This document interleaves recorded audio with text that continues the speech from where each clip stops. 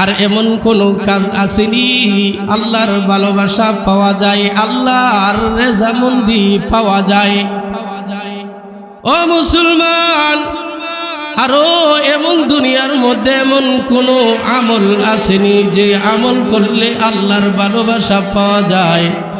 রাসূল হাদিসের মধ্যে বলেন, রেজার রব্বি ফি রেজাল ওয়ালিদাইন ওয়া সাখাতুল্লাহি ফি সাখাতিল ওয়ালিদাইন।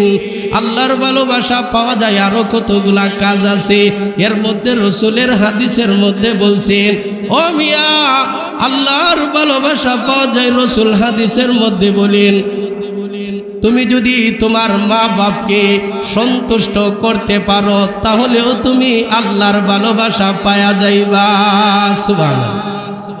তাহলে সুবহানাল্লাহ, আলহামদুলিল্লাহ, ওয়ালা ইলাহা ইল্লাল্লাহ, ওয়াল্লাহু আকবার, এইগুলা বললে আল্লাহর ভালোবাসা পাওয়া যায়।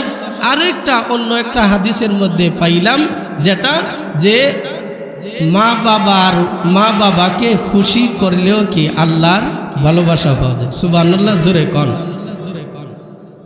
তাহলে মা বাবাকে খুশি করলেও আল্লাহর ভালোবাসা পাওয়া যায়। শুনেন, মা বাবা এমন একটা জিনিস যে এই যারা বিবাহ করছেন, একটা সন্তান লালন পালন করতে গিয়া যে মা বাপ কতটুকু কষ্ট করে, আল্লাহ যারা বিবাহ করছে শুধু তারাই বুঝবে একটা সন্তান পালতে গিয়া যে কতটুকু কষ্ট করে মা বাপ। সুবহানাল্লাহ, এতটুকু কষ্ট।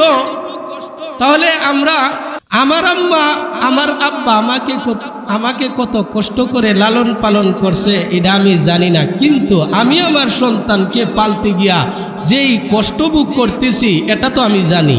তাহলে এর থেকেই অনুমান করা যাইতে পারে, আপনারা অনুমান করতে পারেন আপনার সন্তানকে পালতে গিয়া আপনার যতটুকু কষ্ট হইতেছে এর চেয়ে কম কষ্ট হয় না আপনার আম্মা আব্বা আপনাকে পালতে গিয়া। তাহলে মা বাবা আমাদের অনেক প্রিয় জিনিস নেই। সুবহানাল্লাহ ওয়ালহামদুলিল্লাহ ওয়ালা ইলাহা ইল্লাল্লাহ ওয়াল্লাহু আকবার।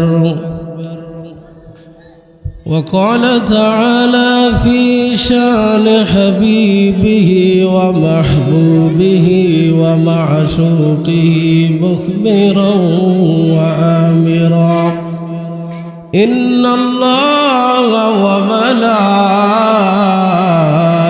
وملائكته يصلون على النبي يا أيها الذين آمنوا صلوا عليه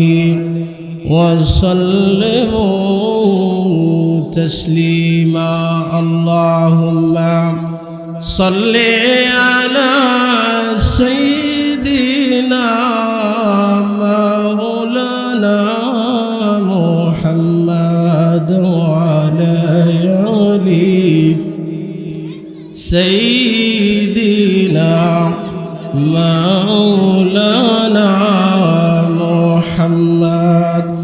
বারি বারি কররে মন সেই বাড়ি তো তোমার নয়, বারি বারি কররে মন সেই বাড়ি তো তোমার নয়, আসল বাড়ি গুরুস্থানে, আসল বাড়ি গুরুস্থানে।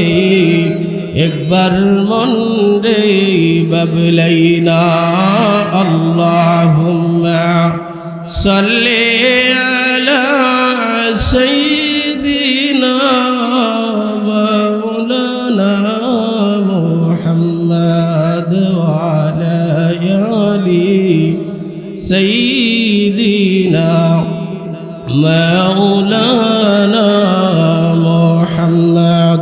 আল্লাহুম্মা সাল্লি ওয়া সাল্লিম ওয়া বারিক আলাইক। আলহামদুলিল্লাহ।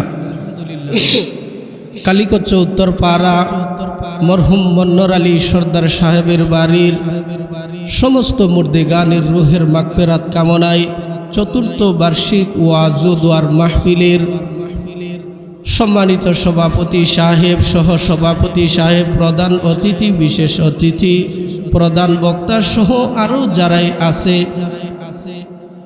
আমরা সবাই মহান রব্বে কারীমের দরবারে শুকর আদায় করি যে মহান রব্বে কারীম আমাদেরকে কোরআনের জলসা করার তৌফিক দিয়েছেন, আল্লাহ রসুলের হাদিসের জলসা করার তৌফিক দিয়েছেন। সেই জন্য কালিমাতু শুকর আদায় করি আলহামদুলিল্লাহ। আমি আপনাদের সম্মুখে সূরাতুল ফাতিহার প্রথম আয়াত তেলাওয়াত করছি। তাফসীরে কিতাবের মধ্যে এই সূরাতুল ফাতিহার অনেকগুলা নাম লেখছে। এর মধ্যে একটা নাম লেখছে সূরাতুল হামদ, অর্থাৎ প্রশংসার সূরা। এই সূরার মাধ্যমে যেহেতু রবের প্রশংসা করা হয়, এই জন্য এই সূরার নাম হলো সূরাতুল হামদ। আরেকটা নাম লেখছে সূরাতুশ শুকর। সূরাতুশ শুকর, শুকর আদায়ের সূরা। এই সূরার মাধ্যমে যেহেতু রবের শুকর আদায় করা হয়, আলহামদুলিল্লাহ বইলা শুকর আদায় করা হয়, এই জন্য এই সূরার নাম হলো সূরাতুশ শুকর। এই সূরার নাম উম্মুল কুরআনও লেখছে, অর্থাৎ কোরআনের মা। পুরা কোরআন শরীফের মধ্যে আল্লাহ রব্বুল আলামিন যত মাজামিন বর্ণনা করছেন, আল্লাহ সূরাতুল ফাতিহার মধ্যে সমস্ত মাজামিন সংক্ষেপে এখানে আলোকপাত করছে, সূরাতুল ফাতিহার মধ্যে আনছে। এই জন্য এই সূরার নাম হলো সূরাতুল উম্মুল কুরআন। এই সূরা প্রথম অংশ আলহামদুলিল্লাহি রাব্বিল আলামিন আমি তেলাওয়াত করছি, যার অর্থ হলো সমস্ত প্রশংসা একমাত্র আল্লাহ রব্বুল আলামিনের। কি বলেন? সমস্ত প্রশংসা আল্লাহ আমাকে ভালো রাখছে, সুস্থ রাখছে, এই প্রশংসা কার? আল্লাহ। মোহতারাম হাজরিন, এই সূরাতুল ফাতিহার শুরুতেই যে আলহামদুলিল্লাহ, এই আলহামদুলিল্লাহ আমরা পড়ব কেন? সবাই খুব মনোযোগ সহকারে আলোচনা শুনবেন ইনশাআল্লাহ। ইনশাআল্লাহ আল্লাহর কোরআনের আলোচনা, রসুলের হাদিসের আলোচনা যখন মানুষ শুনে, মানুষের হৃদয় গইলা যায়, হৃদয় নরম হয়ে যায়। একটা মানুষ যদি আল্লাহওয়ালা নাও থাকে, এমনও হইতে পারে আমার জবান দিয়া আল্লাহ এমন কথা বের করে দিতে পারে, একটা মানুষ মসজিদমুখী না, সে মসজিদওয়ালা হইতে পারে, মসজিদমুখী হইতে পারে। এই জন্য মুহতারাম হাজিরিন, আলহামদুলিল্লাহ আমরা পড়ব কেন? এর এক নাম্বার উত্তর হইল আল্লাহর ভালোবাসা পাওয়ার জন্য। সবাই জোরে সোরে বলেন সুবহানাল্লাহ। আলহামদুলিল্লাহ পড়ব কেন? বলেন। আল্লাহর ভালোবাসা পাওয়ার জন্য। দলিল, রসুলের সাহাবী হযরত সামুরা ইবনে জুনদুব রাদিয়াল্লাহু তাআলা আনহু হাদিস বর্ণনা করেন, আহাবুল কালামি ইলাল্লাহি আরবাআ, চারটা কালিমা আছে আল্লাহর কাছে অনেক প্রিয়। চারটা কালিমা আছে আল্লাহর কাছে অনেক প্রিয়। সুবহানাল্লাহ ওয়ালহামদুলিল্লাহ ওয়ালা ইলাহা ইল্লাল্লাহ ওয়াল্লাহু আকবার। এই হলো চার কালিমা, সুবহানাল্লাহ ওয়ালহামদুলিল্লাহ ওয়ালা ইলাহা ইল্লাল্লাহ ওয়াল্লাহু আকবার। রসুল বলে লা ইয়াদুররুকা বিআইয়িহিন্না বাদাতা, এই চার কালিমার যেই কালিমার দ্বারাই শুরু করতে পারবা, কোনো সমস্যা নাই। তাহলে এই চার কালিমার মধ্যে একটা কালিমা আসেনি আলহামদুলিল্লাহ, আসেনি? তাহলে আলহামদুলিল্লাহ পড়লে আল্লাহর ভালোবাসা পাওয়া যায়। ও মুসলমান, আল্লাহর ভালোবাসা যদি পাইতে চাও,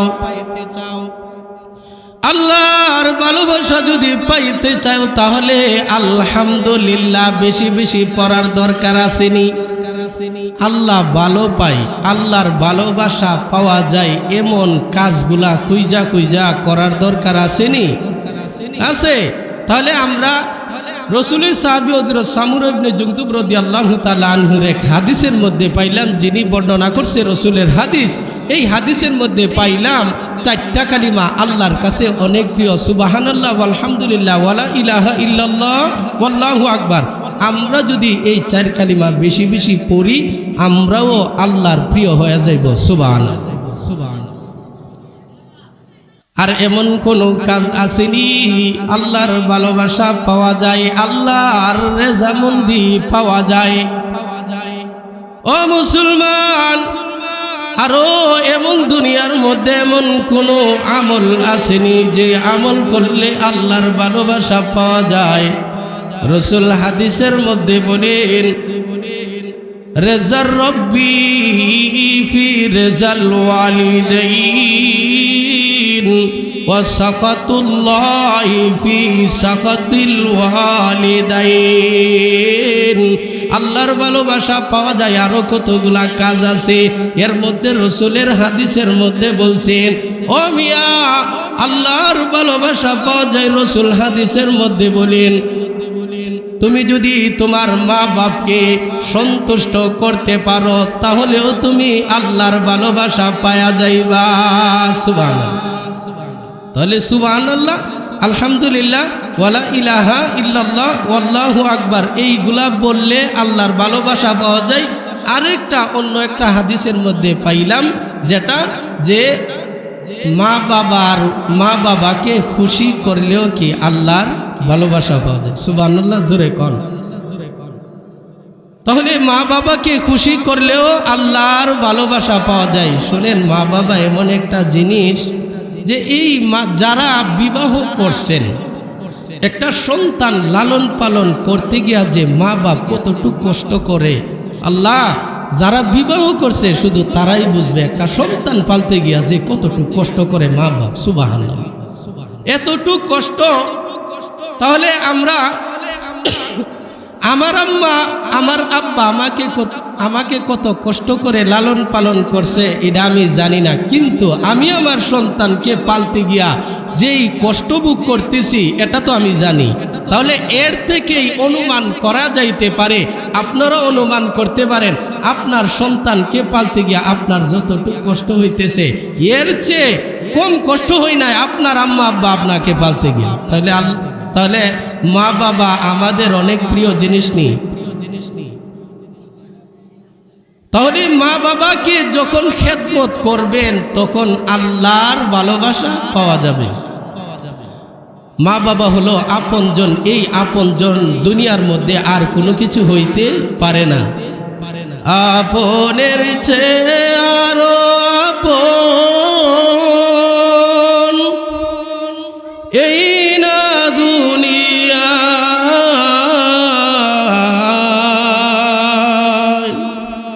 সে যে আমার জনম দুঃখী দরদিনী মা, সে যে আমার জনম দুঃখী দরদিনী মা। আপনের চেয়ে আরো আপন এই না দুনিয়া,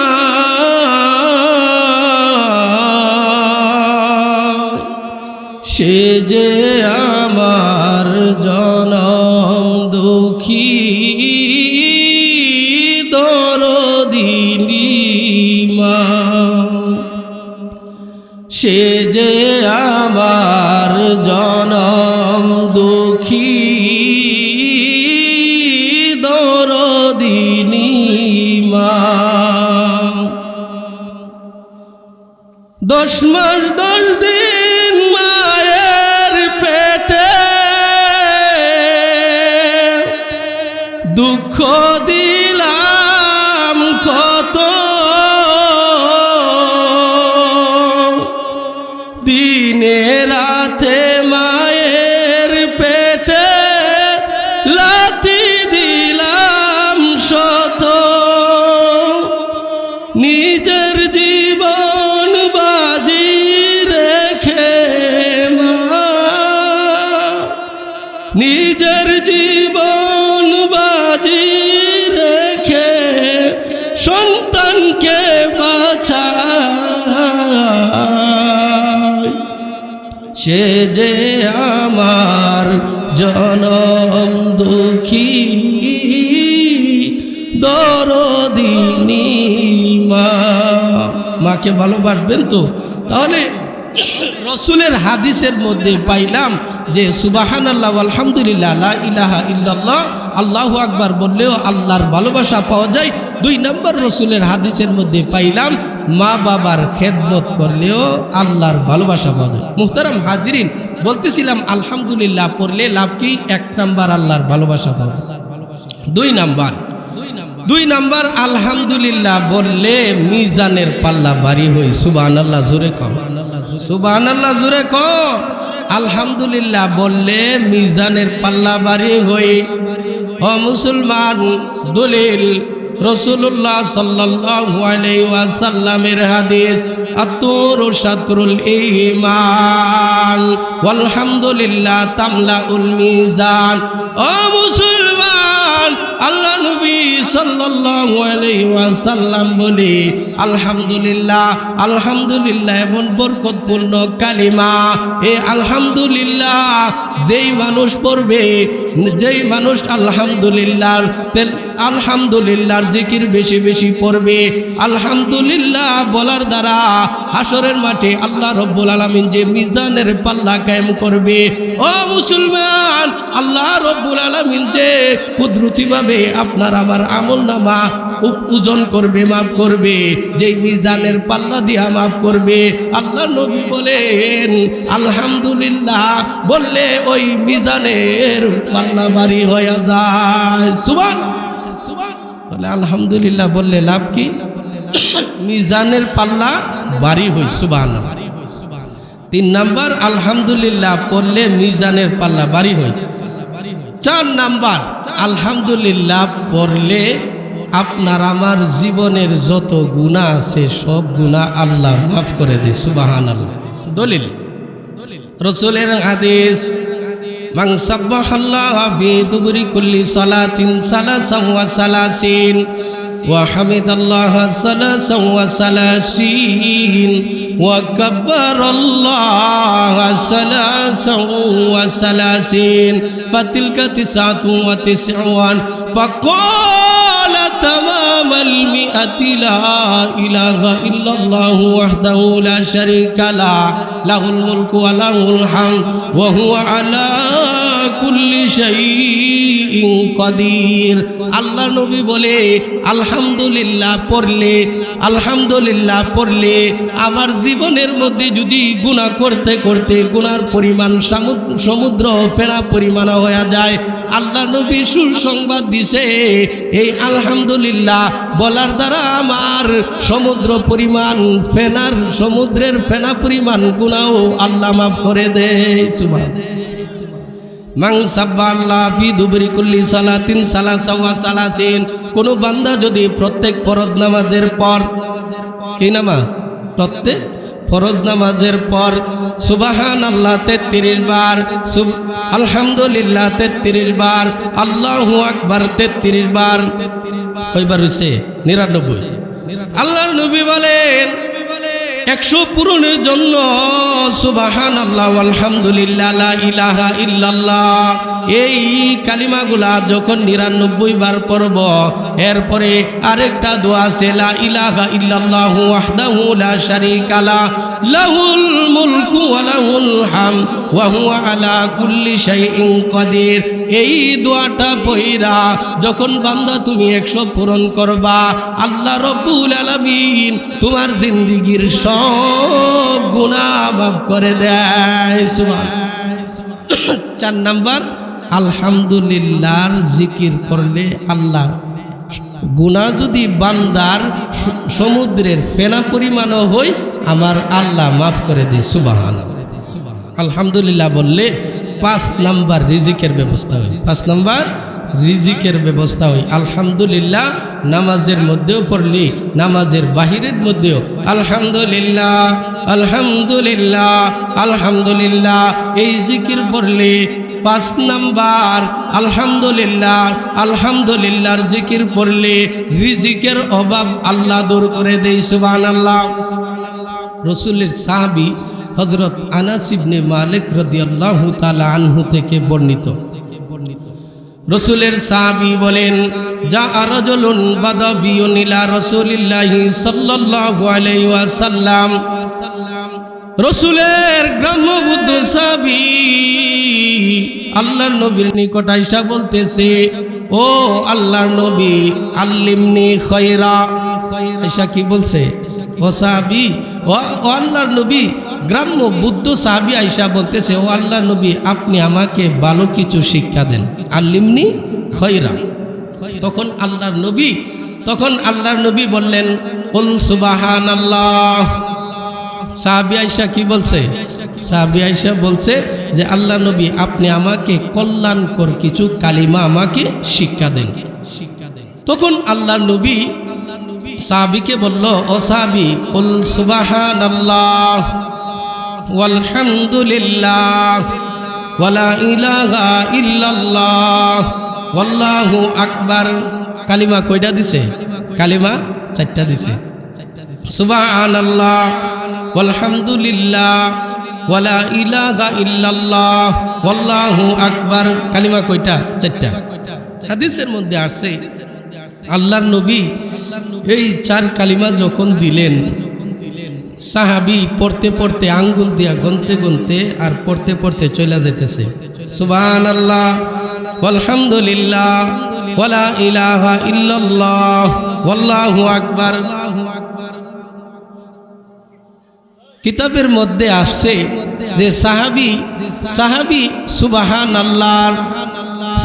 সুবহানাল্লাহ যখন পড়ে তখন সে চিন্তা বিকির করে, সুবহানাল্লাহর অর্থ হলো পুত পবিত্রতা আল্লাহর। ও মুসলমান, সাহাবী আলহামদুলিল্লাহ পড়ে তার তরজমা নিজে নিজে করে সমস্ত প্রশংসা আল্লাহর, লা ইলাহা ইল্লাল্লাহ, আল্লাহ ছাড়া কোনো মাবুদ নাই, আল্লাহু আকবার, আল্লাহ সবচেয়ে বড়। তাহলে এই 4 কালিমার অর্থ কি? সুবহানাল্লাহ পুত পবিত্রতা আল্লাহর, আলহামদুলিল্লাহ সমস্ত প্রশংসা আল্লাহর, লা ইলাহা ইল্লাল্লাহ মাবুদ নাই, আল্লাহু আকবার, আল্লাহ সবচেয়ে বড়। এইভাবে পয়রা সাহাবী আবার সুম্মা রজা, আবার রাসূলের কাছে ফিরে আসছে, ফিরে আয়েশা বলতেছে, ওগো আল্লাহর নবী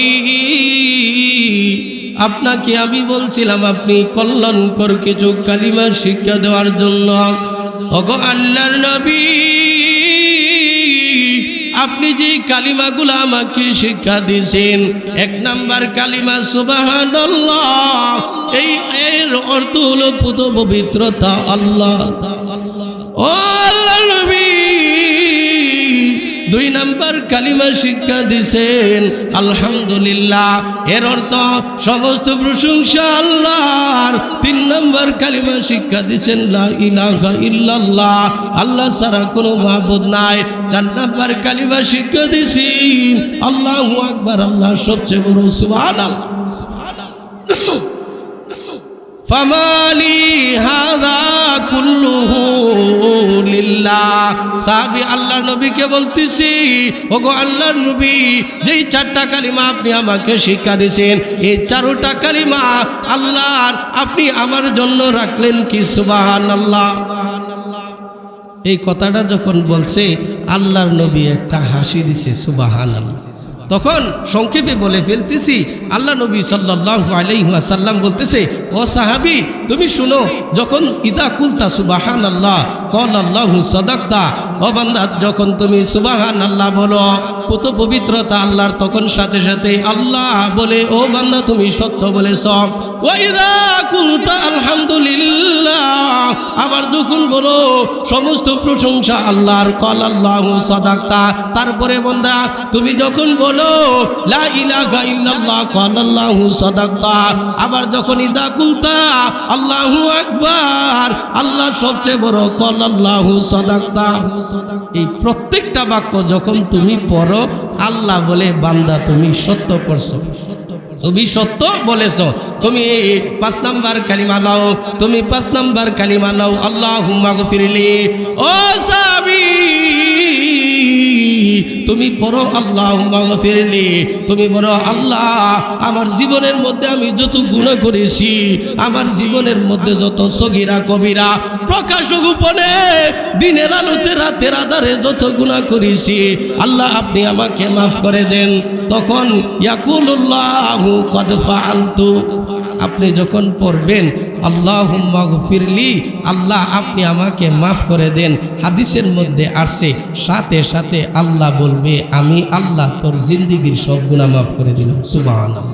তাহলে এই আলহামদুলিল্লাহর জিকির বেশি বেশি পড়ার দরকার আসেনি? আরে আসেনি।